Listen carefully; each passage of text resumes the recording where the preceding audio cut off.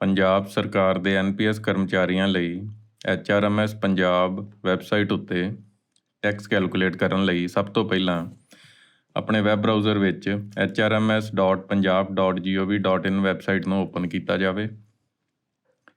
Login 'ਤੇ click ਕੀਤਾ ਜਾਵੇ ਅਤੇ ਇਸ ਵਿੱਚ ਆਪਣਾ ਯੂਜ਼ਰ ID ਅਤੇ ਪਾਸਵਰਡ ਫਿਲ ਕਰਨ ਤੋਂ ਬਾਅਦ ਇਸ ਵਿੱਚ ਲੌਗਇਨ ਕਰ ਲਿਆ ਜਾਵੇ। ਲੌਗਇਨ ਕਰਨ ਤੋਂ ਬਾਅਦ ਹੋਮ ਪੇਜ ਉੱਤੇ ਮਾਊਸ ਨੂੰ ਮਾਈ ਸਰਵਿਸਿਜ਼ ਉੱਤੇ ਲੈ ਕੇ ਜਾਇਆ ਜਾਵੇ, ਪੇਰੋਲ ਸਰਵਿਸਿਜ਼, ਅਤੇ ਉਸ ਤੋਂ ਬਾਅਦ declare saving under section 80C ਉੱਤੇ ਕਲਿੱਕ ਕੀਤਾ ਜਾਵੇ। ਫਾਈਨੈਂਸ਼ੀਅਲ ਈਅਰ 2020 ਕੀ ਲਿਖਿਆ ਆ ਰਿਹਾ ਹੈ, ਗੋ 'ਤੇ ਕਲਿੱਕ ਕੀਤਾ ਜਾਵੇ। ਇਹ ਤੁਹਾਡਾ tax deduction and saving form open ਹੋ ਚੁੱਕਾ ਹੈ।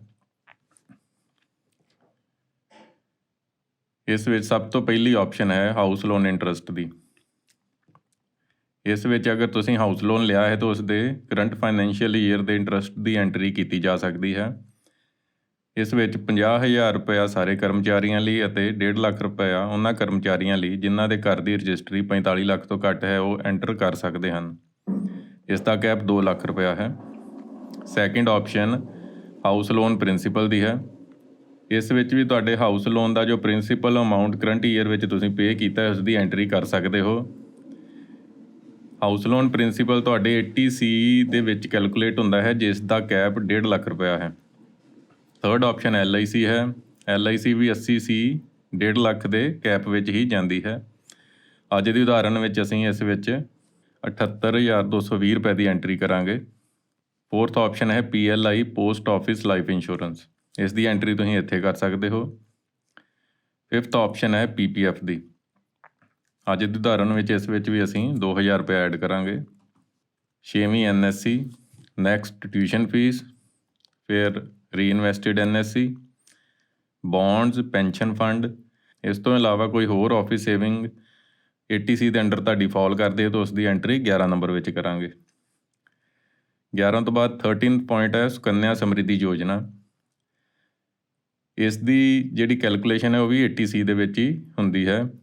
ਪੁਆਇੰਟ 2 ਤੋਂ ਲੈ ਕੇ 11 ਅਤੇ 13 ਨੰਬਰ, ਇਹ ਸਾਰਿਆਂ ਦੀ ਕੈਲਕੂਲੇਸ਼ਨ ਜਿਹੜੀ 80C ਦੇ ਵਿੱਚ ਹੋਊਗੀ, ਜਿਸ ਦਾ ਓਵਰਆਲ ਕੈਪ 1.5 ਲੱਖ ਰੁਪਇਆ ਹੈ। ਇਹ ਸਾਰੇ ਪੁਆਇੰਟਸ ਦੀ ਇਨਵੈਸਟਮੈਂਟ ਅਤੇ ਡਿਡਕਸ਼ਨ ਨੂੰ ਐਡ ਕਰਕੇ ਅਤੇ ਤੁਹਾਡੇ ਵੱਲੋਂ ਦਿੱਤੇ ਗਏ NPS ਅਤੇ GIS ਨੂੰ ਐਡ ਕਰਕੇ ਇਸ ਨੂੰ ਕੈਲਕੂਲੇਟ ਕੀਤਾ ਜਾਂਦਾ ਹੈ। ਇਸ ਦਾ ਕੈਪ 1.5 ਲੱਖ ਰੁਪਇਆ ਹੈ। ਹੁਣ 12 ਨੰਬਰ ਪੁਆਇੰਟ ਨੂੰ ਡਿਸਕਸ ਕਰਾਂਗੇ, 80CCD 1B ਨੂੰ। ਇਸ ਵਿੱਚ ਤੁਸੀਂ NPS ਦੇ ਵਿੱਚ ਕੀਤੀ ਗਈ ਇਨਵੈਸਟਮੈਂਟ ਨੂੰ ਐਡ ਕਰ ਸਕਦੇ ਹੋ। ਇਸ ਦੀ ਕੈਪ ਹੈ 50,000 ਰੁਪਇਆ ਅਤੇ 80C ਦੇ 1.5 ਲੱਖ ਸੇਵਿੰਗ ਨਾਲੋਂ ਅਲੱਗ ਹੈ। ਤੁਸੀਂ 1.5 ਲੱਖ ਹੋ ਅਤੇ 50,000 ਇਹ 2 ਲੱਖ ਤੱਕ ਸੇਵਿੰਗ ਕਰ ਸਕਦੇ ਹੋ। ਅੱਜ ਦੀ ਐਗਜ਼ਾਮਪਲ ਵਿੱਚ ਅਸੀਂ ਇਸ ਵਿੱਚ 50,000 ਦੀ ਐਂਟਰੀ ਕਰਾਂਗੇ ਅਤੇ ਇਹ ਸਾਡੇ ਵੱਲੋਂ ਪੇ ਕੀਤੇ ਹੋਏ NPS ਤੋਂ ਅਲੱਗ ਹੋਵੇਗੀ। ਜਦੋਂ ਤੁਸੀਂ ਆਪਣੇ ਡਿਡਕਸ਼ਨ ਐਂਡ ਸੇਵਿੰਗ ਪੇਜ ਉੱਤੇ ਸਾਰੀਆਂ ਐਂਟਰੀਜ਼ ਕਰ ਲਈਆਂ ਹਨ ਤਾਂ ਉਸ ਤੋਂ ਬਾਅਦ ਸੇਵ ਡਰਾਫਟ ਉੱਤੇ ਕਲਿੱਕ ਕਰਨਾ ਹੈ। ਇਸ ਨਾਲ ਇਹ ਸਾਰੀਆਂ ਸੇਵਿੰਗਸ ਤੁਹਾਡੇ ਅਕਾਊਂਟ ਵਿੱਚ ਸੇਵ ਹੋ ਜਾਣਗੀਆਂ। ਇਹ ਕਿਸੇ ਨੂੰ ਸੈਂਡ ਨਹੀਂ ਹੋਣਗੀਆਂ, ਸਿਰਫ ਤੁਹਾਡੇ ਅਕਾਊਂਟ ਵਿੱਚ ਸੇਵ ਹੋਣਗੀਆਂ ਅਤੇ ਤੁਹਾਡੀ ਟੈਕਸ ਡਿਡਕਸ਼ਨ ਸ਼ੀਟ ਵਿੱਚ ਇਹ ਸ਼ੋ ਹੋਣਗੀਆਂ। ਉਸ ਤੋਂ ਬਾਅਦ ਦੁਬਾਰਾ ਤੁਸੀਂ ਮਾਈ ਸਰਵਿਸਿਜ਼ ਉੱਪਰ ਜਾਣਾ ਹੈ, ਪੇਰੋਲ ਸਰਵਿਸਿਜ਼, ਅਤੇ ਉਸ ਤੋਂ ਬਾਅਦ IT ਕੈਲਕੂਲੇਸ਼ਨ ਸ਼ੀਟ ਟੈਂਟੇਟਿਵ ਨੂੰ ਕਲਿੱਕ ਕਰਨਾ ਹੈ। ਇਹ ਤੁਹਾਡੀ ਟੈਕਸ ਡਿਡਕਸ਼ਨ ਸ਼ੀਟ ਓਪਨ ਹੋ ਜਾਵੇਗੀ। ਤੁਸੀਂ ਵੇਖ ਸਕਦੇ ਹੋ ਕਿ ਇੱਥੇ ਗ੍ਰੌਸ ਸੈਲਰੀ ਕੈਲਕੂਲੇਟ ਕਰ ਲਈ ਗਈ ਹੈ, ਜੋ ਹੈ 7,28,324 ਰੁਪਏ। ਇਹ ਤੁਹਾਡੀ ਗ੍ਰੌਸ ਸੈਲਰੀ 11 ਮਹੀਨਿਆਂ ਦੀ ਹੈ। ਕਿਉਂਕਿ ਅਜੇ ਅਸੀਂ ਇਹ ਵੀਡੀਓ ਫਰਵਰੀ ਦੇ ਵਿੱਚ ਬਣਾ ਰਹੇ ਹਾਂ, ਜੇ ਫਰਵਰੀ ਦੀ ਸੈਲਰੀ ਕੈਲਕੂਲੇਟ ਨਹੀਂ ਕੀਤੀ ਗਈ, ਤੁਹਾਡੇ ਡਿਪਾਰਟਮੈਂਟ ਵੱਲੋਂ ਬਣਾਈ ਨਹੀਂ ਗਈ, ਇਸ ਕਰਕੇ ਗ੍ਰੌਸ ਸੈਲਰੀ ਦੇ ਵਿੱਚ ਸ਼ੋਅ ਨਹੀਂ ਹੋ ਰਹੀ ਹੈ। ਸਿਰਫ ਐਕਚੁਅਲ ਜੋ ਸੈਲਰੀ ਅਜੇ ਤੱਕ ਤੁਹਾਨੂੰ ਮਿਲ ਚੁੱਕੀਆਂ ਹਨ, ਸਿਰਫ ਉਹਨਾਂ ਦੀ ਐਂਟਰੀ ਹੈ। ਇੱਥੇ NPS ਬਾਰੇ ਲਿਖਿਆ ਹੈ ਕਿ ਗਵਰਨਮੈਂਟ ਕੰਟਰੀਬਿਊਸ਼ਨ ਇਨਕਲੂਡਿਡ। ਇਸ ਦਾ ਮਤਲਬ ਹੈ ਕਿ ਜੋ 14% ਗਵਰਨਮੈਂਟ ਨੇ ਕੰਟਰੀਬਿਊਟ ਕੀਤਾ ਹੈ ਤੁਹਾਡੇ NPS ਵਿੱਚ, ਉਸ ਦੀ ਰਾਸ਼ੀ ਵੀ ਤੁਹਾਡੀ ਕੁੱਲ ਆਮਦਨ ਵਿੱਚ ਜੋੜ ਕੇ ਗ੍ਰੌਸ ਸੈਲਰੀ ਨੂੰ ਕੈਲਕੂਲੇਟ ਕੀਤਾ ਜਾਵੇਗਾ। ਉਸ 14% ਵਿੱਚੋਂ 10% ਨਾਨ ਟੈਕਸੇਬਲ ਹੈ, ਇਸ ਲਈ ਉਹ ਤੁਹਾਡੀ ਟੋਟਲ ਇਨਕਮ ਵਿੱਚੋਂ ਡਿਡਕਟ ਹੋ ਜਾਵੇਗਾ ਅਤੇ 4% ਨੂੰ ਤੁਹਾਡੀ ਸੈਲਰੀ ਦੇ ਵਿੱਚ ਜੋੜ ਕੇ ਟੈਕਸ ਕੈਲਕੂਲੇਟ ਕੀਤਾ ਜਾਵੇਗਾ। ਹੁਣ ਇੱਥੇ ਇੱਕ ਚੀਜ਼ ਇੱਥੇ ਧਿਆਨ ਦੇਣੀ ਹੈ ਕਿ ਤੁਹਾਨੂੰ ਗ੍ਰੌਸ ਸੈਲਰੀ ਵੇਖ ਕੇ ਇੱਥੇ ਲੱਗੇਗਾ ਕਿ ਇਹ ਸਹੀ ਕੈਲਕੂਲੇਟ ਨਹੀਂ ਕੀਤੀ ਗਈ। ਇਸ ਵਿੱਚ ਪ੍ਰੋਬਲਮ ਚੱਲ ਰਹੀ ਹੈ। ਇਹ ਗ੍ਰੌਸ ਸੈਲਰੀ ਤੁਹਾਡੇ ਵੱਲੋਂ ਕੀਤੀ ਹੋਈ ਆਮਦਨ ਨੂੰ ਹੀ ਵਿਖਾ ਰਿਹਾ ਹੈ। ਲਿਖ ਜ਼ਰੂਰ ਰਿਹਾ ਹੈ ਕਿ ਗਵਰਨਮੈਂਟ ਕੰਟਰੀਬਿਊਸ਼ਨ ਇਨਕਲੂਡਡ, ਪਰ ਇਸ ਵਿੱਚ ਗਵਰਨਮੈਂਟ ਦੀ ਕੰਟਰੀਬਿਊਸ਼ਨ ਇਨਕਲੂਡ ਨਹੀਂ ਹੋ ਰਹੀ। ਵੈਬਸਾਈਟ ਵਿੱਚ ਕੋਈ ਨਾ ਕੋਈ ਪ੍ਰੋਬਲਮ ਚੱਲ ਰਹੀ ਹੈ ਇਸ ਕਰਕੇ। ਪਰ ਅਸੀਂ ਇਸ ਗ੍ਰੋਸ ਸੈਲਰੀ ਨੂੰ 12 ਮਹੀਨਿਆਂ ਦੀ ਪ੍ਰੋਜੈਕਟ ਕਰਨਾ ਹੈ, 11 ਮਹੀਨਿਆਂ ਦੀ ਨਹੀਂ। ਇਸ ਕਰਕੇ ਅਸੀਂ ਟੈਂਟੇਟਿਵ ਉੱਤੇ ਕਲਿੱਕ ਕਰਾਂਗੇ ਅਤੇ ਗੋ ਨੂੰ ਕਲਿੱਕ ਕਰਾਂਗੇ। ਇਸ ਨਾਲ ਕੀ ਹੋਵੇਗੀ, ਤੁਹਾਡੀ ਗ੍ਰੋਸ ਸੈਲਰੀ 12 ਮਹੀਨਿਆਂ ਦੀ ਕੈਲਕੂਲੇਟ ਹੋ ਜਾਵੇਗੀ। ਅਤੇ ਟੈਂਟੇਟਿਵ ਉੱਤੇ ਕਲਿੱਕ ਕਰਨ ਤੋਂ ਬਾਅਦ ਜਿਹੜਾ ਇਹਦੇ ਵਿੱਚ ਟੈਂਟੇਟਿਵ ਤੋਂ ਪਹਿਲਾਂ ਐਕਚੁਅਲ ਅਮਾਊਂਟ ਦੇ ਵਿੱਚ ਐਰਰ ਆ ਰਿਹਾ ਸੀ ਕਿ ਗਵਰਨਮੈਂਟ ਦਾ ਕੰਟਰੀਬਿਊਸ਼ਨ ਐਡ ਨਹੀਂ ਸੀ ਹੋ ਰਿਹਾ, ਉਹ ਟੈਂਟੇਟਿਵ ਦੇ ਵਿੱਚ ਕੈਲਕੂਲੇਟ ਹੋ ਰਿਹਾ ਹੈ। ਇਸ ਕਰਕੇ ਜੋ ਟੈਂਟੇਟਿਵ ਹੈ ਉਸ ਵਿੱਚ ਸਾਰੀ ਦੀ ਸਾਰੀ ਜਿਹੜੀ ਤੁਹਾਡੀ ਗਵਰਨਮੈਂਟ ਕੰਟਰੀਬਿਊਸ਼ਨ ਹੈ ਉਹ ਐਡ ਹੋ ਰਹੀ ਹੈ ਅਤੇ ਇਹ ਬਿਲਕੁਲ ਤੁਹਾਡੀ ਐਕੂਰੇਟ ਸੈਲਰੀ ਬਣੇਗੀ। ਇੱਥੇ ਇੱਕੋ ਗੱਲ ਦਾ ਧਿਆਨ ਦੇਣਾ ਹੈ ਕਿ ਉਹ ਕਰਮਚਾਰੀ ਜਿਨ੍ਹਾਂ ਦਾ ACP ਜਾਂ ਇੰਕਰੀਮੈਂਟ ਫਰਵਰੀ ਵਿੱਚ ਫਾਲ ਕਰਦਾ ਹੈ ਉਹਨਾਂ ਦੀ ਕੈਲਕੂਲੇਸ਼ਨ ਵੀ ਇਹ ਐਕੂਰੇਟ ਨਹੀਂ ਹੋਵੇਗੀ, ਕਿਉਂਕਿ ਇਹ ਜਨਵਰੀ ਦੀ ਸੈਲਰੀ ਨੂੰ ਹੀ ਫਰਵਰੀ ਦੇ ਵਿੱਚ ਵਿਖਾ ਕੇ ਤੁਹਾਡੀ ਸੈਲਰੀ 12 ਮਹੀਨਿਆਂ ਦੀ ਬਣਾ ਰਿਹਾ ਹੈ। ਇਸ ਕਰਕੇ ਉਹ ਕਰਮਚਾਰੀਆਂ ਨੂੰ ਛੱਡ ਕੇ ਜਿਨ੍ਹਾਂ ਦੀ ਫਰਵਰੀ ਦੇ ਵਿੱਚ ACP ਜਾਂ ਇੰਕਰੀਮੈਂਟ ਫਾਲ ਕਰਦੇ ਹੈ, ਬਾਕੀ ਸਾਰੇ ਕਰਮਚਾਰੀਆਂ ਲਈ ਇਸ ਦੀ ਕੈਲਕੂਲੇਸ਼ਨ ਬਿਲਕੁਲ ਐਕੂਰੇਟ ਹੋਵੇਗੀ। ਹੁਣ ਅਸੀਂ ਵੇਖ ਸਕਦੇ ਹਾਂ ਕਿ ਗ੍ਰੋਸ ਸੈਲਰੀ 8,74,625 ਰੁਪਏ ਹੈ। ਇੱਥੇ ਦੁਬਾਰਾ ਮੈਂ ਰਿਪੀਟ ਕਰ ਰਿਹਾ ਕਿ ਇਹਦੇ ਵਿੱਚ 14% ਇੰਪਲੋਇਰ ਸ਼ੇਅਰ ਨੂੰ ਐਡ ਕੀਤਾ ਜਾ ਚੁੱਕਾ ਹੈ। ਹੁਣ ਅਸੀਂ ਇਸ ਨੂੰ ਸਟੈਪ ਬਾਏ ਸਟੈਪ ਕੈਲਕੂਲੇਟ ਕਰਾਂਗੇ। ਪਹਿਲੀ ਆਪਸ਼ਨ ਹੈ ਗ੍ਰੋਸ ਸੈਲਰੀ, ਇਸ ਬਾਰੇ ਅਸੀਂ ਡਿਸਕਸ਼ਨ ਕਰ ਹੀ ਲਈ ਹੈ। ਸੈਕਿੰਡ, ਸਟੈਂਡਰਡ ਡਿਡਕਸ਼ਨ, ਇਹ 50,000 ਰੁਪਏ ਇਹ ਆਪਣੇ ਆਪ ਹੀ ਡਿਡਕਟ ਹੋ ਰਹੀ ਹੈ। ਤੀਜੀ ਹੈ ਪੇ ਰਿਕਵਰੀ, ਕਿਸੇ ਵੀ ਤਰ੍ਹਾਂ ਦੀ ਕੋਈ ਫਾਈਨੈਂਸ਼ੀਅਲ ਈਅਰ ਦੇ ਵਿੱਚ, ਕਰੰਟ ਫਾਈਨੈਂਸ਼ੀਅਲ ਈਅਰ ਦੇ ਵਿੱਚ ਕੋਈ ਰਿਕਵਰੀ ਹੋਈ ਹੋਵੇਗੀ ਤਾਂ ਇਸ ਤੀਜੇ ਪੁਆਇੰਟ 'ਤੇ ਸ਼ੋ ਹੋਵੇਗੀ।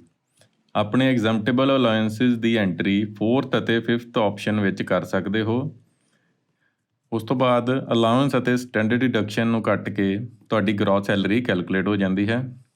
ਨੈਕਸਟ ਆਪਸ਼ਨ ਹੈ ਐਗਜ਼ੈਂਪਟੇਬਲ ਹਾਊਸ ਰੈਂਟ ਕੈਲਕੂਲੇਸ਼ਨ ਦੀ, ਇਸ ਨੂੰ ਡਿਸਕਸ ਕਰਦੇ ਹਾਂ। ਫਸਟ ਆਪਸ਼ਨ ਵਿੱਚ HRA ਰਿਸੀਵਡ ਦੀ ਐਂਟਰੀ ਹੈ, ਥਰਡ ਦੇ ਵਿੱਚ ਬੇਸਿਕ ਪੇ ਦੀ ਐਂਟਰੀ ਹੈ ਅਤੇ ਫੋਰਥ ਦੇ ਵਿੱਚ DA ਦੀ ਐਂਟਰੀ ਹੈ। ਤੋ ਤੁਹਾਡੇ ਵੱਲੋਂ ਸਾਲਾਨਾ ਦਿੱਤੇ ਗਏ ਹਾਊਸ ਰੈਂਟ ਦੀ ਐਂਟਰੀ ਸੈਕਿੰਡ ਪੁਆਇੰਟ ਵਿੱਚ ਕੀਤੀ ਜਾਵੇਗੀ। ਅੱਜ ਦੀ ਉਦਾਹਰਨ ਵਿੱਚ ਅਸੀਂ ਇਸ ਵਿੱਚ 1,30,000 ਰੁਪਇਆ ਐਂਟਰ ਕਰਾਂਗੇ। ਤੁਸੀਂ ਵੇਖ ਸਕਦੇ ਹੋ ਕਿ 5th ਪੁਆਇੰਟ ਵਿੱਚ ਇਸ ਨੇ ਤੁਹਾਡਾ ਮੈਕਸਿਮਮ ਡਿਡਕਟੇਬਲ HRA ਕੱਢ ਦਿੱਤਾ ਹੈ। ਇਹ ਰਕਮ ਆਈ ਹੈ 59,116 ਰੁਪਏ, ਪਰ ਤੁਹਾਨੂੰ ਮਿਲਿਆ ਗਿਆ ਜੋ ਹਾਊਸ ਰੈਂਟ ਹੈ ਉਹ ਹੈ 57,160। ਸੋ ਦੋਵਾਂ ਦੇ ਵਿੱਚੋਂ ਜਿਹੜੀ ਵੀ ਰਕਮ ਘੱਟ ਹੋਵੇਗੀ ਉਹ ਐਗਜ਼ੈਂਪਟੇਬਲ ਹੋਵੇਗੀ। ਅੱਗੇ ਰੀਇੰਬਰਸਮੈਂਟਸ ਨੇ ਕੋਈ ਚਿਲਡਰਨ ਐਜੂਕੇਸ਼ਨ ਦੀ, ਮੈਡੀਕਲ ਦੀ ਜਾਂ CM ਸਿਕਿਉਰਿਟੀ ਰਿਸਕ ਦੀ। ਇਹਨਾਂ ਦੀ ਐਂਟਰੀ ਇੱਥੇ ਕਰਨ ਤੋਂ ਬਾਅਦ ਸਾਡੀ ਜੋ ਵੀ ਸੈਲਰੀ ਸੀ ਉਸ ਵਿੱਚੋਂ ਹਾਊਸ ਰੈਂਟ ਨੂੰ ਮਾਈਨਸ ਕਰਕੇ ਅਤੇ ਰੀਇੰਬਰਸਮੈਂਟਸ ਨੂੰ ਐਡ ਕਰਕੇ ਕੈਲਕੂਲੇਸ਼ਨ ਕਰ ਲਈ ਗਈ ਹੈ। ਹੁਣ ਨੈਕਸਟ ਪੁਆਇੰਟ ਦੇ ਵਿੱਚ ਅਸੀਂ ਵੇਖਦੇ ਹਾਂ ਕਿ ਪ੍ਰੋਫੈਸ਼ਨਲ ਟੈਕਸ ਦੀ ਐਂਟਰੀ ਹੈ। ਇਹ ਵੀ ਤੁਹਾਡੀ ਸੈਲਰੀ ਵਿੱਚੋਂ ਇਸ ਨੇ ਆਟੋਮੈਟਿਕਲੀ ਫੈਚ ਕਰ ਲਿਆ ਹੈ, ਜੋ 2400 ਰੁਪਏ ਹੈ 200 ਰੁਪਏ ਮਹੀਨੇ ਦੇ ਹਿਸਾਬ ਨਾਲ। ਹਾਊਸ ਲੋਨ ਦੀ ਕੋਈ ਐਂਟਰੀ ਨਹੀਂ ਹੈ ਕਿਉਂਕਿ ਅਸੀਂ ਡਿਡਕਸ਼ਨ ਪੇਜ ਅਤੇ ਸੇਵਿੰਗ ਪੇਜ ਦੇ ਵਿੱਚ ਇਸ ਨੂੰ 0 ਹੀ ਰੱਖਿਆ ਸੀ। ਹੁਣ ਉਸ ਤੋਂ ਬਾਅਦ ਤੁਹਾਡੀ ਨੈਟ ਇਨਕਮ ਸ਼ੋ ਹੋ ਰਹੀ ਹੈ 7,65,065 ਰੁਪਏ। ਇਹ ਪ੍ਰੋਫੈਸ਼ਨਲ ਟੈਕਸ ਨੂੰ ਮਾਈਨਸ ਕਰਨ ਤੋਂ ਬਾਅਦ ਆਈ ਹੈ। ਹੁਣ ਜਿਹੜਾ ਥਰਡ ਬਲਾਕ ਹੈ ਇਹਦੇ ਵਿੱਚ ਤੁਹਾਡੀਆਂ ਹੋਰ ਸੋਰਸਿਸ ਤੋਂ ਹੀ ਇਨਕਮ ਦੀ ਜਾਣਕਾਰੀ ਦੇਣੀ ਹੈ। ਪਹਿਲਾਂ ਹੈਗੀ ਇਨਕਮ ਫਰੋਮ NSC, ਦੂਜਾ ਇਨਕਮ ਫਰੋਮ ਅਦਰ ਸੋਰਸ, ਇਹਦੇ ਵਿੱਚ ਕੋਈ ਤੁਸੀਂ ਆਪਣਾ ਘਰ ਕਿਰਾਏ 'ਤੇ ਦਿੱਤਾ ਉਸ ਤੋਂ, ਕੋਈ FD ਤੋਂ ਜਾਂ ਇੱਦਾਂ ਦੇ ਹੋਰ ਕਿਸੇ ਸੋਰਸ ਤੋਂ ਤੁਹਾਨੂੰ ਕੋਈ ਇਨਕਮ ਹੋਈ ਹੈ ਤਾਂ ਉਸ ਦੀ ਐਂਟਰੀ ਇੱਥੇ ਕਰ ਸਕਦੇ ਹਾਂ। ਥਰਡ ਆਪਸ਼ਨ ਹੈ interest on post office saving account ਅਤੇ ਫੋਰਥ ਆਪਸ਼ਨ ਹੈ income from interest on saving bank account. ਹੁਣ ਇੱਥੇ ਇਹ ਵੇਖਣਾ ਹੈ ਕਿ ਸਾਨੂੰ ਜਿਹੜਾ ਬੈਂਕ ਅਕਾਊਂਟ ਤੋਂ ਵਿਆਜ ਮਿਲਦਾ ਹੈ FD ਤੋਂ ਬਿਨਾਂ, ਜੋ ਸੇਵਿੰਗ ਦੇ ਵਿੱਚ ਸਾਡੇ ਪੈਸੇ ਪਏ ਹੁੰਦੇ ਹਨ, ਉਹ ਸਾਨੂੰ 10,000 ਰੁਪਏ ਤੱਕ ਐਗਜ਼ੈਂਪਟੇਬਲ ਹਨ। ਇਸ ਦਾ ਮਤਲਬ ਹੈ ਕਿ ਅਗਰ ਵਿਆਜ 10,000 ਰੁਪਏ ਤੋਂ ਘੱਟ ਹੈ ਤਾਂ ਸਾਨੂੰ ਉਸ ਉੱਪਰ ਕੋਈ ਟੈਕਸ ਨਹੀਂ ਦੇਣਾ ਪਵੇਗਾ। ਅਤੇ ਇਸ ਤੋਂ ਇਲਾਵਾ ਪੋਸਟ ਆਫਿਸ ਸੇਵਿੰਗ ਅਕਾਊਂਟ ਲਈ 3,500 ਰੁਪਇਆ ਅਲੱਗ ਤੋਂ ਵੀ ਇੱਕ ਐਗਜ਼ੰਪਸ਼ਨ ਹੈ। ਉਦਾਹਰਨ ਦੇ ਤੌਰ 'ਤੇ ਅਗਰ 3,500 ਰੁਪਇਆ ਤੁਹਾਨੂੰ ਪੋਸਟ ਆਫਿਸ ਸੇਵਿੰਗ ਅਕਾਊਂਟ ਦੇ ਵਿੱਚ ਵਿਆਜ ਮਿਲਿਆ ਹੈ ਅਤੇ 10,000 ਰੁਪਇਆ ਤੁਹਾਡਾ ਬੈਂਕ ਸੇਵਿੰਗ ਅਕਾਊਂਟ ਦੇ ਵਿੱਚ ਵਿਆਜ ਮਿਲਿਆ ਹੈ ਤਾਂ ਸਾਰੇ ਦਾ ਸਾਰਾ ਤੁਹਾਡਾ ਐਗਜ਼ੈਂਪਟੇਬਲ ਰਹੇਗਾ, ਪਰ ਉਸ ਦੀ ਐਂਟਰੀ ਜ਼ਰੂਰ ਇੱਥੇ ਕਰਨੀ ਹੈ। ਉਦਾਹਰਨ ਦੇ ਤੌਰ 'ਤੇ ਅਸੀਂ 500 ਰੁਪਇਆ ਪੋਸਟ ਆਫਿਸ ਸੇਵਿੰਗ ਅਕਾਊਂਟ ਦੇ ਵਿੱਚ ਜਮ੍ਹਾਂ ਕਰਾਂਗੇ ਅਤੇ 5,000 ਰੁਪਇਆ ਅਸੀਂ ਸੇਵਿੰਗ ਬੈਂਕ ਅਕਾਊਂਟ ਦੇ ਵਿਆਜ ਦੀ ਐਂਟਰੀ ਕਰਾਂਗੇ।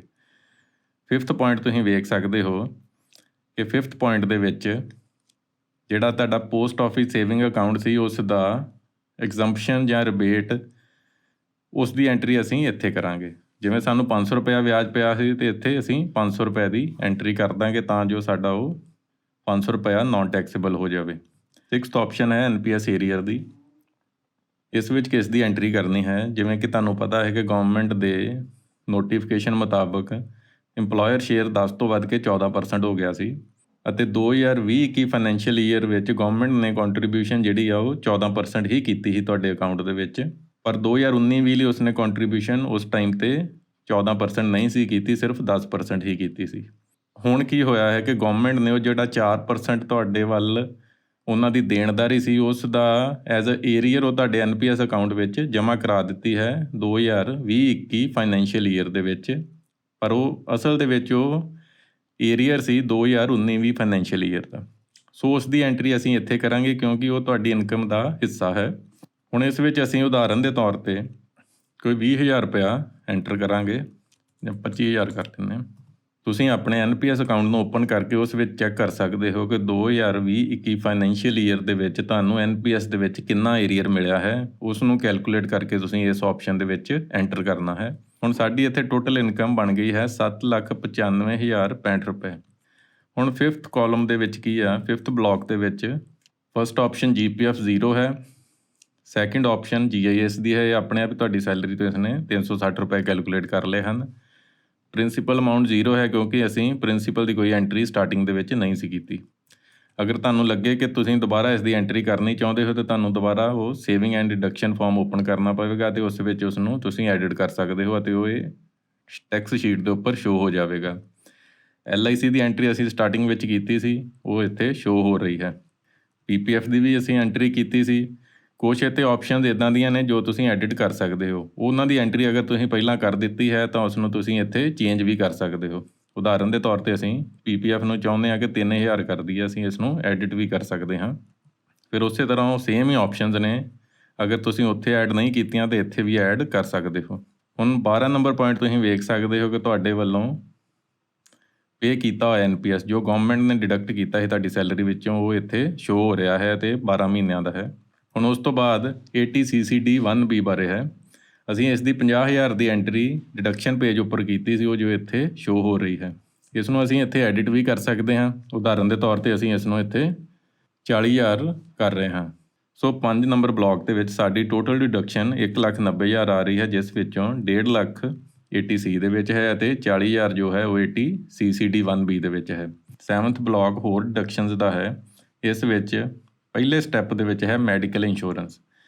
ਮੈਡੀਕਲ ਇੰਸ਼ੋਰੈਂਸ ਦੇ ਵਿੱਚ ਟੋਟਲ ਕੈਪ 1 ਲੱਖ ਦਾ ਹੈ, ਜਿਸ ਵਿੱਚੋਂ 25,000 ਤੁਸੀਂ ਅਤੇ ਆਪਣੇ ਪਰਿਵਾਰ ਦੀ ਤੁਸੀਂ ਕਰਵਾ ਸਕਦੇ ਹੋ, ਜਿਹਦੇ ਵਿੱਚ ਤੁਸੀਂ ਹਸਬੈਂਡ ਵਾਈਫ ਅਤੇ ਤੁਹਾਡੇ ਬੱਚੇ ਕੈਲਕੂਲੇਟ ਹੋਣਗੇ। 25,000 ਦੇ ਵਿੱਚ ਹੀ ਟੈਸਟ ਅਤੇ ਇੰਸ਼ੋਰੈਂਸ ਕੈਲਕੂਲੇਟ ਹੋਵੇਗੀ। ਕਹਿਣ ਦਾ ਮਤਲਬ ਅਗਰ ਤੁਸੀਂ 24,000 ਰੁਪਏ ਦੀ ਇੰਸ਼ੋਰੈਂਸ ਕਰਵਾਈ ਹੈ ਅਤੇ 4,000 ਰੁਪਏ ਦੇ ਟੈਸਟ ਕਰਾਏ ਹਨ, ਜੋ ਟੋਟਲ 28,000 ਬਣਦਾ ਹੈ, ਪਰ ਇਸ ਉੱਤੇ ਤੁਹਾਨੂੰ ਜਿਹੜੀ ਡਿਡਕਸ਼ਨ ਹੈ ਉਹ ਸਿਰਫ 25,000 ਰੁਪਏ ਤੱਕ ਦੀ ਮਿਲੇਗੀ। ਅਗਰ ਤੁਸੀਂ ਆਪਣੇ ਪੇਰੈਂਟਸ ਦੀ ਵੀ ਮੈਡੀਕਲ ਇੰਸ਼ੋਰੈਂਸ ਕਰਾਈ ਹੈ ਅਤੇ ਉਹ ਸੀਨੀਅਰ ਸਿਟੀਜ਼ਨ ਨਹੀਂ ਹਨ ਤਾਂ 25,000 ਰੁਪਏ ਉਹਨਾਂ ਦੀ ਅਲੱਗ ਤੋਂ ਡਿਡਕਸ਼ਨ ਤੁਹਾਨੂੰ ਮਿਲੇਗੀ। 25,000 ਤੁਹਾਡੇ ਅਤੇ 25,000 ਤੁਹਾਡੇ ਮਾਤਾ ਪਿਤਾ ਦੇ ਜੋ ਸੀਨੀਅਰ ਸਿਟੀਜ਼ਨ ਨਹੀਂ ਹਨ। ਇਹ ਟੋਟਲ 50,000 ਬਣ ਜਾਂਦਾ ਹੈ। ਇਸੇ ਤਰ੍ਹਾਂ ਅਗਰ ਤੁਹਾਡੇ ਮਾਤਾ ਪਿਤਾ ਸੀਨੀਅਰ ਸਿਟੀਜ਼ਨ ਹਨ ਤਾਂ ਉਹਨਾਂ ਦਾ ਕੈਪ ਹੈ 50,000 ਰੁਪਇਆ। 50,000 ਰੁਪਏ ਉਹਨਾਂ ਦਾ ਅਤੇ 25,000 ਰੁਪਏ ਤੁਹਾਡਾ, ਇਹ ਟੋਟਲ ਬਣ ਗਿਆ 75,000। ਇਸੇ ਤਰ੍ਹਾਂ ਅਗਰ ਤੁਸੀਂ ਖੁਦ ਅਤੇ ਤੁਹਾਡੇ ਮਾਤਾ ਪਿਤਾ ਦੋਵੇਂ ਸੀਨੀਅਰ ਸਿਟੀਜ਼ਨ ਹਨ ਤਾਂ 50,000 ਰੁਪਇਆ ਕੈਪ ਉਹਨਾਂ ਲਈ ਹੈ ਅਤੇ 50,000 ਰੁਪਇਆ ਕੈਪ ਤੁਹਾਡੇ ਲਈ ਹੈ। ਕੁੱਲ ਮਿਲਾ ਕੇ 1 ਲੱਖ ਰੁਪਇਆ ਬਣ ਗਿਆ। ਇਸ ਤਰ੍ਹਾਂ ਜਿਹੜਾ medical insurance and preventive test ਦਾ ਕੈਪ ਹੈ ਉਹ 1 ਲੱਖ ਰੁਪਇਆ ਹੈ। ਇਸ ਵਿੱਚ ਅਸੀਂ ਕੁਝ ਐਂਟਰੀਜ਼ ਕਰਾਂਗੇ। ਉਦਾਹਰਨ ਦੇ ਤੌਰ ਤੇ 15,000 ਰੁਪਏ ਖੁਦ ਲਈ ਅਤੇ 20,000 ਰੁਪਏ ਆਪਣੇ ਸੀਨੀਅਰ ਸਿਟੀਜ਼ਨ ਪੇਰੈਂਟਸ ਦੀ ਮੈਡੀਕਲ ਇੰਸ਼ੋਰੈਂਸ ਦੀ ਐਂਟਰੀ ਕਰਾਂਗੇ। ਉਸ ਤੋਂ ਬਾਅਦ ਮੈਡੀਕਲ ਟਰੀਟਮੈਂਟ, ਇਸ ਦੀ ਐਂਟਰੀ ਤੁਸੀਂ ਕਰ ਸਕਦੇ ਹੋ ਇਸ ਵਿੱਚ। ਫਿਰ C ਪੁਆਇੰਟ ਹੈ ਡੋਨੇਸ਼ਨ ਦਾ।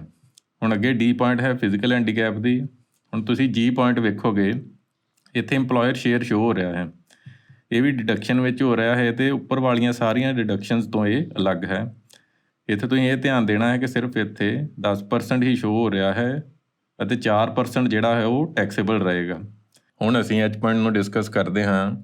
80 TTA ਸੈਕਸ਼ਨ, ਇਸ ਵਿੱਚ 10,000 ਰੁਪਏ ਦੀ ਤੁਹਾਨੂੰ ਐਗਜ਼ੰਪਸ਼ਨ ਮਿਲੂਗੀ ਜੋ ਤੁਹਾਡਾ ਸੇਵਿੰਗ ਬੈਂਕ ਅਕਾਊਂਟ ਦਾ ਵਿਆਜ ਹੋਵੇਗਾ ਉਸ ਦੇ ਅਗੇਂਸਟ। ਹੁਣ ਅਸੀਂ ਅੱਜ ਦੀ ਐਗਜ਼ਾਮਪਲ ਵਿੱਚ ਸੇਵਿੰਗ ਬੈਂਕ ਅਕਾਊਂਟ ਦੇ ਵਿਆਜ ਦੀ ਐਂਟਰੀ 5,000 ਰੁਪਏ ਪਾਈ ਹੈ, ਇਸ ਕਰਕੇ ਇੱਥੇ ਵੀ ਅਸੀਂ ਉਸ ਦੀ ਐਗਜ਼ੰਪਸ਼ਨ 5,000 ਰੁਪਏ ਹੀ ਐਂਟਰ ਕਰਾਂਗੇ। ਇਸ ਦਾ ਕੈਪ 10,000 ਰੁਪਇਆ ਹੈ। ਸੋ ਅਗਰ ਤੁਹਾਡਾ ਸੇਵਿੰਗ ਬੈਂਕ ਅਕਾਊਂਟ ਦਾ ਵਿਆਜ 10,000 ਤੋਂ ਉੱਪਰ ਹੈ ਤਾਂ ਜੋ ਵੀ ਰਕਮ 10,000 ਤੋਂ ਉੱਪਰ ਹੋਵੇਗੀ ਉਹ ਤੁਹਾਡੀ ਟੈਕਸੇਬਲ ਇਨਕਮ ਵਿੱਚ ਐਡ ਹੋ ਜਾਵੇਗੀ। ਹੁਣ ਤੁਸੀਂ ਵੇਖ ਸਕਦੇ ਹੋ ਕਿ ਤੁਹਾਡੀ ਟੋਟਲ ਟੈਕਸੇਬਲ ਇਨਕਮ ਜਿਹੜੀ ਆ ਉਹ ਕੈਲਕੂਲੇਟ ਹੋ ਗਈ ਆ। ਇਹ ਹੈਗੀ ਆ 4,94,176 ਰੁਪਏ। ਹੁਣ ਤੁਸੀਂ ਵੇਖ ਸਕਦੇ ਹੋ ਕਿ 10 ਨੰਬਰ ਪੁਆਇੰਟ 'ਤੇ ਇਸ ਉੱਪਰ ਸਲੈਬ ਅਨੁਸਾਰ ਟੈਕਸ ਕੈਲਕੂਲੇਟ ਕਰ ਲਿਆ ਗਿਆ ਹੈ ਜੋ ਕਿ ਹੈ 12,209 ਰੁਪਏ। ਹੁਣ ਨੈਕਸਟ ਪੁਆਇੰਟ 11 ਨੰਬਰ ਦੇ ਵਿੱਚ ਸੈਕਸ਼ਨ 87A ਦੇ ਵਿੱਚ ਤੁਹਾਨੂੰ 12,209 ਰੁਪਏ ਦੀ ਰਿਬੇਟ ਦਿੱਤੀ ਗਈ ਹੈ। ਇਹ ਰਿਬੇਟ ਸਿਰਫ ਉਦੋਂ ਹੀ ਮਿਲਦੀ ਹੈ ਜਦੋਂ ਤੁਹਾਡੀ ਟੋਟਲ ਟੈਕਸੇਬਲ ਇਨਕਮ 5 ਲੱਖ ਜਾਂ 5 ਲੱਖ ਤੋਂ ਘੱਟ ਹੋਵੇ। ਅਗਰ ਇਹ ਇਨਕਮ 5 ਲੱਖ ਤੋਂ ਉੱਪਰ ਹੁੰਦੀ ਹੈ ਤਾਂ 87 ਸੈਕਸ਼ਨ ਦੇ ਵਿੱਚ ਜਿਹੜੀ ਰਿਬੇਟ ਆ ਉਹ ਜ਼ੀਰੋ ਹੋ ਜਾਂਦੀ ਹੈ। ਹੁਣ ਨੈਕਸਟ ਪੁਆਇੰਟ ਦੇ ਵਿੱਚ ਕੀ ਆ ਕਿ ਉਹ ਤੁਹਾਡੇ ਟੋਟਲ ਟੈਕਸ ਦੇ ਉੱਤੇ ਐਜੂਕੇਸ਼ਨ ਸੈਸ ਤੇ ਹਾਇਰ ਐਜੂਕੇਸ਼ਨ ਸੈਸ ਕੈਲਕੂਲੇਟ ਕਰ ਰਿਹਾ ਹੈ। ਜਿਵੇਂ ਕਿ ਤੁਹਾਡਾ ਟੈਕਸ ਹੀ ਜ਼ੀਰੋ ਹੈ ਰਿਬੇਟ ਮਿਲਣ ਤੋਂ ਬਾਅਦ, ਇਸ ਕਰਕੇ ਸੈਸ ਵੀ ਜ਼ੀਰੋ ਹੀ ਰਹਿਣਗੇ। ਹੁਣ 13 ਨੰਬਰ ਪੁਆਇੰਟ ਦੇ ਵਿੱਚ ਤੁਹਾਡੇ ਵੱਲੋਂ ਤਾਰਿਆ ਗਿਆ ਇਨਕਮ ਟੈਕਸ ਸ਼ੋ ਹੋ ਰਿਹਾ ਹੈ। ਇਹ ਤੁਹਾਡੀਆਂ 11 ਤਨਖਾਹਾਂ ਦੇ ਨਾਲ ਤੁਹਾਡੇ ਡਿਪਾਰਟਮੈਂਟ ਵੱਲੋਂ ਪਹਿਲਾਂ ਤੋਂ ਹੀ ਕੱਟਿਆ ਹੋਇਆ ਹੈ। 14 ਨੰਬਰ ਪੁਆਇੰਟ ਦੇ ਵਿੱਚ ਕੀ ਹੈ, ਕੋਈ ਰਿਲੀਫ ਤੁਹਾਨੂੰ ਸੈਕਸ਼ਨ 89 ਦੇ ਵਿੱਚ ਮਿਲਦੀ ਹੋਵੇ ਟੈਕਸ ਦੇ ਉੱਪਰ ਤਾਂ ਉਸ ਦੀ ਐਂਟਰੀ ਇੱਥੇ ਕੀਤੀ ਜਾਵੇਗੀ। ਸੈਕਸ਼ਨ 89 ਦੇ ਵਿੱਚ ਰਿਲੀਫ ਕਦੋਂ ਮਿਲਦੀ ਹੈ? ਉਦਾਹਰਨ ਦੇ ਤੌਰ 'ਤੇ ਅੱਜ ਦੀ ਐਗਜ਼ਾਮਪਲ ਵਿੱਚ ਅਸੀਂ 25,000 ਰੁਪਇਆ ਏਰੀਅਰ ਐਂਟਰ ਕੀਤਾ ਹੈ ਜੋ ਕਿ 2019-20 ਫਾਈਨੈਂਸ਼ੀਅਲ ਈਅਰ ਦਾ ਹੈ। ਅਗਰ ਇਸ ਨੂੰ ਅਸੀਂ ਉਸੇ ਫਾਈਨੈਂਸ਼ੀਅਲ ਈਅਰ ਦੇ ਵਿੱਚ ਜਿਸ ਦਾ ਉਹ ਏਰੀਅਰ ਹੈ ਉਸ ਵਿੱਚ ਅਸੀਂ ਉਸ ਨੂੰ ਕੈਲਕੂਲੇਟ ਕਰਕੇ ਸਾਨੂੰ ਟੈਕਸ ਦੇ ਵਿੱਚ ਕੋਈ ਛੋਟ ਮਿਲਦੀ ਹੈ ਤਾਂ ਉਸ ਦੀ ਐਂਟਰੀ ਅਸੀਂ ਇੱਥੇ ਕਰਾਂਗੇ। 10E ਫਾਰਮ ਫਿਲ ਕਰਕੇ ਅਗਰ ਕੋਈ ਤੁਹਾਨੂੰ ਟੈਕਸ ਰਿਲੀਫ ਉੱਥੇ ਮਿਲਦਾ ਹੈ ਤਾਂ ਉਸ ਦੀ ਐਂਟਰੀ ਇੱਥੇ ਕੀਤੀ ਜਾਵੇਗੀ। 15 ਨੰਬਰ ਪੁਆਇੰਟ ਦੇ ਵਿੱਚ ਤੁਹਾਡੀ ਦੇਣਦਾਰੀ ਸ਼ੋ ਹੋਵੇਗੀ। ਜਿਵੇਂ ਕਿ ਆਪ ਨੂੰ ਪਤਾ ਹੈ ਕਿ ਅਸੀਂ ਟੈਕਸ 16,500 ਉਤਾਰਿਆ ਹੈ ਅੱਜ ਦੀ ਐਗਜ਼ਾਮਪਲ ਵਿੱਚ ਅਤੇ ਸਾਡਾ ਜਿਹੜਾ ਦੇਣਦਾਰੀ ਹੈ ਜੋ ਟੈਕਸ ਟੋਟਲ ਬਣਿਆ ਹੈ ਉਹ ਜ਼ੀਰੋ ਹੈ, ਇਸ ਕਰਕੇ ਸਾਡੀ ਦੇਣਦਾਰੀ ਵੀ ਜ਼ੀਰੋ ਹੈ। ਹੁਣ ਮੈਂ ਤੁਹਾਨੂੰ ਇੱਥੇ ਦੱਸਣਾ ਚਾਹੁੰਦਾ ਹਾਂ ਕਿ ਜਿਹੜੀ ਇਹ ਟੈਕਸ ਕੈਲਕੂਲੇਸ਼ਨ ਹੈ ਇਹ ਓਲਡ ਰਜਾਈਮ ਅਨੁਸਾਰ ਹੈ। ਜਿਵੇਂ ਕਿ ਆਪ ਨੂੰ ਪਤਾ ਹੈ ਕਿ ਨਿਊ ਰਜਾਈਮ ਵੀ ਆਈ ਹੈ, ਉਸ ਦੀ ਕੈਲਕੂਲੇਸ਼ਨ ਥੱਲੇ ਦਿੱਤੀ ਗਈ ਹੈ। ਤੁਸੀਂ ਵੇਖ ਸਕਦੇ ਹੋ ਕਿ ਨਿਊ ਰਜਾਈਮ ਅਨੁਸਾਰ ਟੋਟਲ ਟੈਕਸ ਤੁਹਾਡਾ ਜਿਹੜਾ ਹੈ ਉਹ 60,000 ਦੇ ਕਰੀਬ ਬਣਿਆ ਹੈ ਅਤੇ ਜੋ ਸਾਡੀ ਓਲਡ ਰਜਾਈਮ ਸੀ ਉਹਦੇ ਵਿੱਚ ਸਾਡਾ ਟੈਕਸ ਜਿਹੜਾ ਹੈ ਉਹ ਜ਼ੀਰੋ ਬਣਿਆ ਹੈ। ਦੋਵਾਂ ਵਿੱਚੋਂ ਅਸੀਂ ਕੋਈ ਵੀ ਰਜਾਈਮ ਨੂੰ ਚੁਣ ਸਕਦੇ ਹਾਂ ਜਿਸ ਵਿੱਚ ਸਾਨੂੰ ਫਾਇਦਾ ਹੋਵੇ। ਅੱਜ ਦੀ ਉਦਾਹਰਨ ਵਿੱਚ ਅਸੀਂ ਓਲਡ ਰਜਾਈਮ ਨੂੰ ਹੀ ਚੂਜ਼ ਕਰਾਂਗੇ।